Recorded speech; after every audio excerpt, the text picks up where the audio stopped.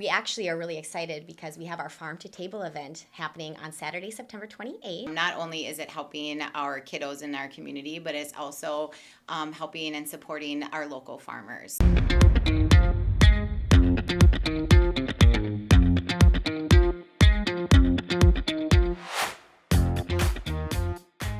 Welcome. On today's episode, we have two very special guests here from Project Wild Rooted, a local business trying to help better the community. So I'm Josh with the Leonhardt Team at Coldwell Banker Realty, and we're here to talk about their nature-based business and how that is helping the young minds grow for future leaders. So if you guys want to introduce yourselves, that would be great. Hi, I'm Laura Green.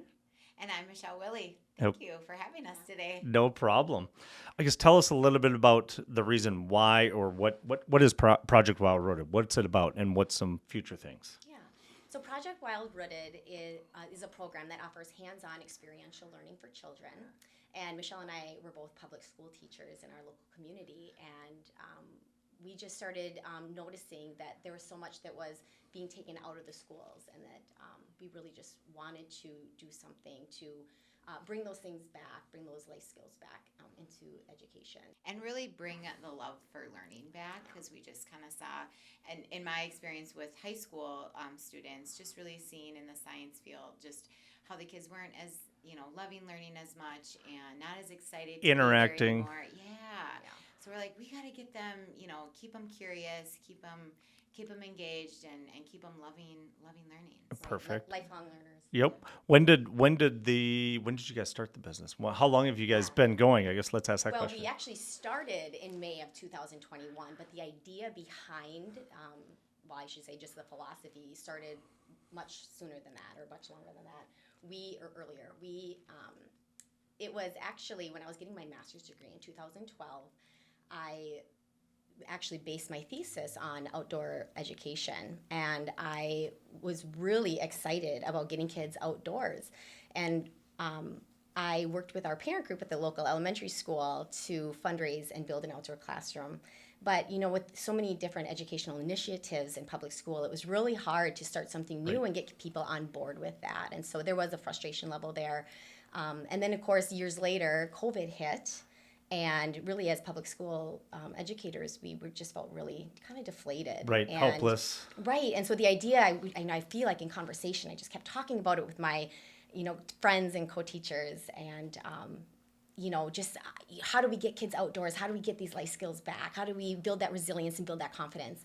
And Michelle and I were talking one night, and I could see the fire in her eyes, and I said, let's do it. We're going to do this. We don't know what we're doing. We're going to figure it out. We're just going to get started. Perfect. And within 30 days, Project Wild Rooted was born. That's awesome. Yeah, so we started the summer with summer camps in 2021, and then just with the fall, the homeschool community grabbed to us and said, hey, we would love to continue this during the school year. So we started our homeschool program then, and then in the spring of 2022, we added on early education with the younger kids and started introducing field trips to even the public school kiddos. Come out and visit. Yep, in spring of 2022. So, awesome. Yeah. Awesome. So that's good. You guys are being able to interject back into the public system, and hopefully they see some of that learning. And that's exactly it. Like, we really want to, our mission is to reach everybody and to reach all the kids, and to, get all the kids on board and get them to get more hands-on learning opportunities. So it's really cool that we can have that and we can offer that to those kiddos. Perfect. Yeah. So you guys are educators and now becoming business owners. And how have you guys kind of put this all together? You have two campuses. I mean, there's got to be more than just the two of you, correct? Yeah, well, we wear a lot of hats for sure. I mean, we are the educators, we are the program directors, we are the curriculum writers, we are everything behind scenes. But really, if it wasn't for our husbands, none of this would happen. I mean, we basically shared our idea with Ryan and Travis, and they loved everything about it. And so they've helped build the classrooms and the outdoor learning spaces, and they are literally amazing. Yeah, it really is fun to see them interact with the kiddos too, Yeah. because sometimes they're there during classes or camps. And like my husband, he is an active farmer. So during the school year program, he will be doing his farming thing. He'll be harvesting, he'll be transporting grain and fixing things. And the kiddos get to experience that and ask him tons of questions. And he enjoys it. So, and I do think it's been really magical actually, because again, we're great at education, they're great at everything that they do, which is they're both literally the jack of all trades. But through our program, they have become really great teachers. And I think people don't understand, and parents don't understand, that they are their child's first teacher. And so really just encouraging adults, who have started working with us, that we're all educators. And so the guys really love being a part of our programs and our camps, and they've actually done stations before. But of course now and they've taught us so much. I mean, when I'm like telling Travis, we're going to do this workshop, how do you think is the best way to approach this? What are some safety things you recommend that I'm teaching these children, those types of things? But yes, and not only the guys are helping us, but we also have staff members as well. So we have teachers that help with our Little Wild Roots program, and we have teachers for our Rooted Academy program too, and summer camps. So Awesome. Sounds like a lot of help, and it sounds like good family business you guys are putting together, which is amazing. Yeah, and our kids had started volunteering for us when we first started, and now one even was hired this summer to help with summer camp. So it's pretty cool to see our own children. Yeah. Awesome. So what's the difference, in your guys's, we've talked about a little bit, what's kind of the difference, and why is it so crucial to have that outdoor learning? Well, when I was getting my master's degree, I read the book by Richard Louv called Last Child in the Woods, talking about the nature deficit disorder within children. And with the advancements of technology and the screen time and the lack of outdoor, just the amount of time that children are out in nature. Yep. It's kind of devastating to really think about. And so pulling children away from the screens and the traditional paper pencil and getting them immersed in nature, building that relationship, and just using nature as your guide really just changes the minds. When you think about the mental health crisis that's going on right now too, there's a lot of research that shows being connected with nature, using your hands, getting dirty, building, really is just healthy. It's just healthy for everyone. Yes, as we kind of were joking on before this started, go touch grass, kids. Get out and do something. Right. So it's something I tell my kids a lot of, go hit some sticks against a tree. Go being bored is right. It's healthy. It's healthy to being bored. You can you find out a lot about yourself in the world by getting creative. Right. And it really gives some of those kids an outlet for their leadership. Some students that we see in classroom settings really have a hard time like sitting still, sitting in a desk, and sometimes they get really frustrated about their learning. And then you bring them outside and you actually see the roles reverse, where they're the leaders, they're the ones taking the initiative, they're the ones that are showing the other kiddos what to do. And that's just really cool to see their confidence really boost because of that. Right. Absolutely. And this actually, I found this in my research through my master's degree too, that the children that sometimes may come across as the behavior problems in a traditional school setting actually become the leaders in more of a program like ours. Right. I've heard a lot of those stats of, kids with people that had dyslexia or learning disabilities growing up.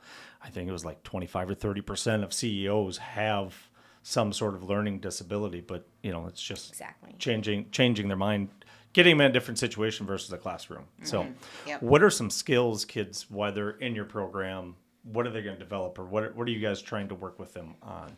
Well, we really want to build up those critical thinking skills. I think so much of what kids are used to is just teach me, tell me what to do, tell me what I need to know. And we're not, what we do is we just nurture the whole child, really. And so we have so much going on within our program. I mean, we have, with our summer camps, everything is theme-based. And so, we might be learning about birds and raptors, or we might be doing a construction camp. We might be learning about gardening or planting one week. So it allows for so much experiential learning for children. And then getting that exposure. Maybe you've never planted before. We're going to show you what that looks like and how that feels, and the rewards that the reward and benefits through doing that. And then maybe that'll encourage you to go off and do that, on your own or with your family. Right. And maybe you're not interested in that, but at least you have that exposure and that background knowledge now to grow upon that, or to build a person. Again, we're fostering that love of learning. Yeah. We're getting them excited. There's many times where we hear parents are like, at home, we're continuing this at home, or they want to now make this project, or look at this picture of now, this student or my child helping a construction project in the garage Yes. with their dad. Like, Yes. they're just so proud and so confident now to try those different things. And I think we're also just really trying to help with the problem solving skills as well, just giving the kids an outlet to fail, and then to know that it's okay to not have the answer right away, and to try it again, and to try it again, and to try it again. And then when they finally get it, just their light that's in their eyes, it's just so exciting. Right. And they, again, are just really proud to be able to solve a problem, to be able to realize, I can do this. Yeah. Solve it on your own versus running to the Right. Google and trying to Google of how do I Right. solve.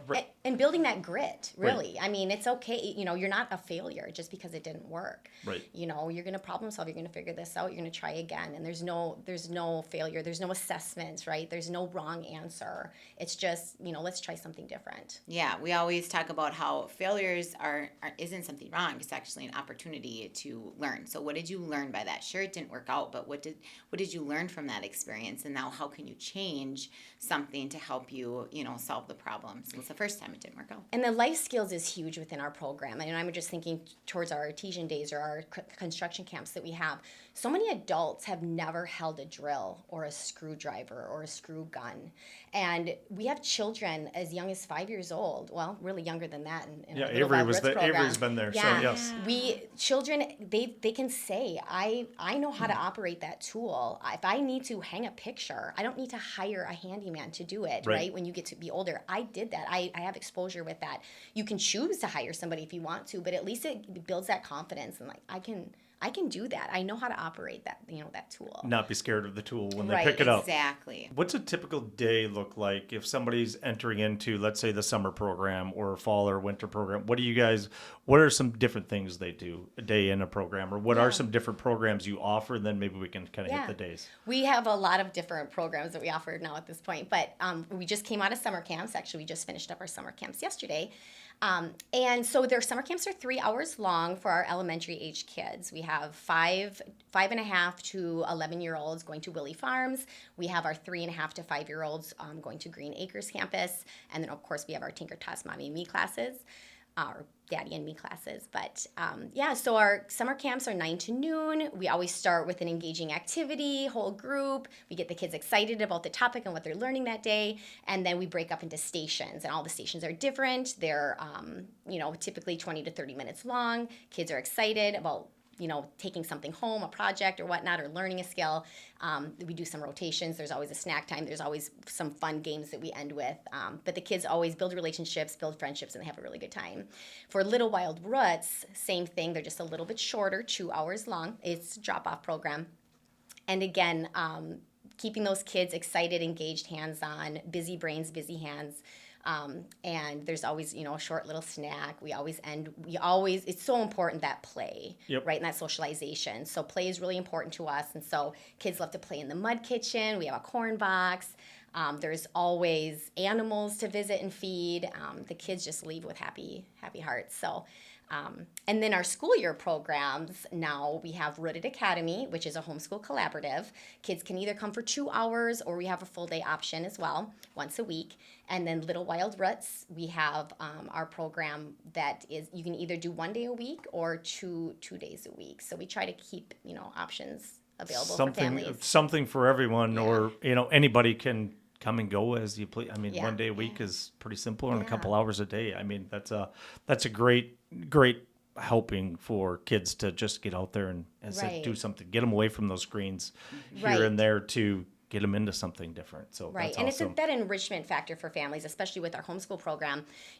Parents might know what they're teaching in terms of reading and math and that content or that curriculum that they might be purchasing, but sending them to a program like ours where they're getting that enrichment, that hands-on, like life skills, using the tools, things that maybe the parents don't want to teach or aren't comfortable teaching, or maybe just don't have the knowledge with that. They're able to send them to us, not only for that content, but also for that socialization piece too, that the kids really enjoy coming, which makes us really happy. I'm sure you get lots of repeat kids coming back year after year, which is very exciting. How have you seen it impact the community, or what effects have you seen on the community with it? I'm sure, lots of, obviously, we're neighbors and kind of understand that part of it, but what's the, community communication about it, and how do you guys feel about it? Well, the community has just been so supportive from day one. It's been really neat to have that support, but then also to be able to serve not everybody, because unfortunately we have wait lists and things, but to serve as many people as we can, many kiddos as we can, and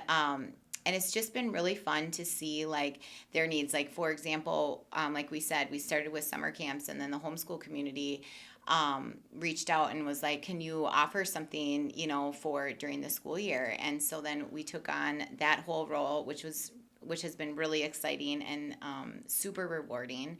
The community also has really took hold, and we've also seen just with like our field trips and helping with our field trips. So we've been actually able to get some support for some donations and local grants and things to help with field trip costs, so that our public school kiddos can come and have that experience as well. It truly was if you build it, they will come type situation. I mean, we were educators in a public school, which was only really what we knew. I had been teaching 16 years. You had been teaching 18. something about that.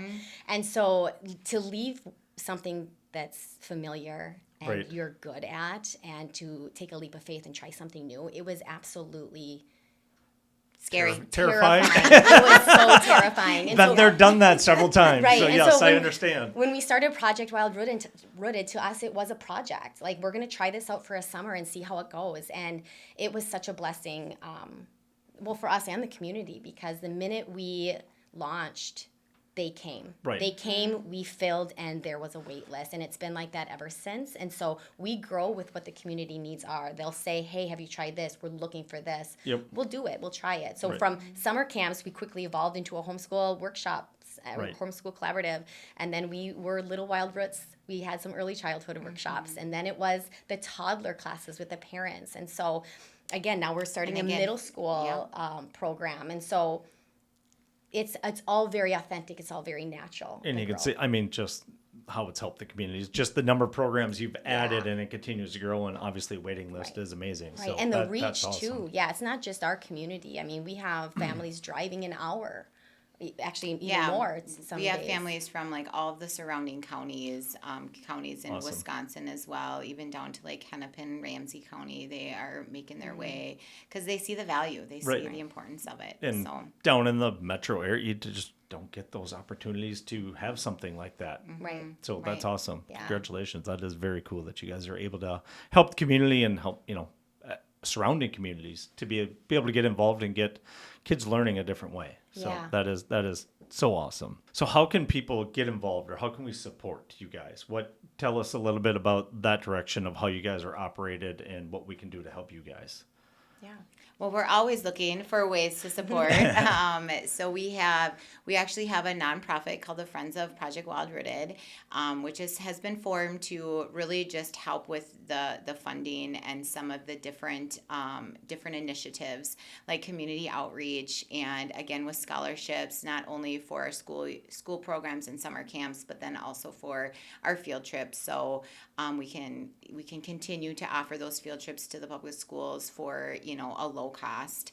And we are also trying to build some resources for teachers in around local public schools. So the teachers, we'll have teachers that come to a field trip and they're completely into what we're doing. They love what we're doing and they want to go back and they're so excited and they want to do it in their classroom, but they don't have the budget or the know-how to do it. And, they're like, hey, can you help us out with that? And so we want to be able to do that. And so we're slowly growing those funds to be able to help with those types of things. Perfect. Do you guys have any future plans, or what's kind of a new thing coming up that you guys have going?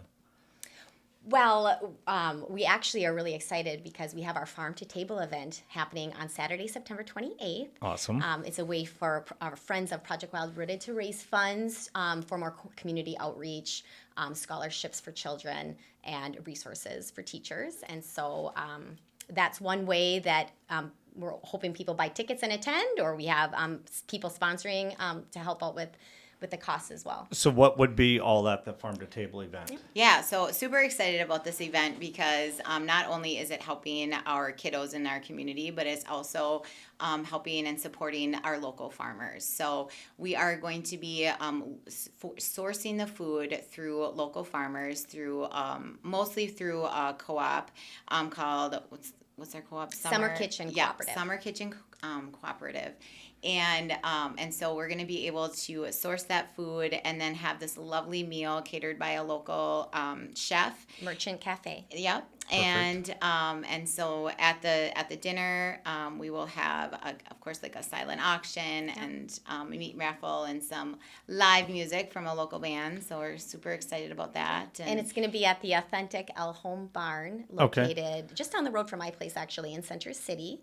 It's a beautiful setting in a historical barn, and so it's just going to be a great place for people to connect and to eat a delicious meal and to raise funds for a good cause. So where can people get tickets at? They can go to our website under our Donate tab. They can go to our social media page, Project Wild Rooted. We have an event for that with all the information as well. Okay. And so you guys are doing table settings for people is kind of, or they can do individual tickets? Yeah, they can buy tickets or they can buy a table of 8. Okay. Or they can just donate or to they help can support. just donate. Yep. Okay. So if they can't make the date, but they still wanted to donate to those Donate causes. support. Yeah. Well, we will definitely support you and the Leonhardt team here. We will actually sponsor a table. So thank if people will you. comment below sponsorship, and then we'll have a random drawing and sponsor a table of 8 for you guys. That is amazing. Yeah, thank you thank so you. much. No Appreciate problem. We are excited for you guys, and thank you guys for coming in. It's been an absolute pleasure, and hopefully everybody can come and check out Project Wild Rooted, check out their website, their social media pages, and also get to the Farm to Table. What day is that event? that. Saturday, September 28th.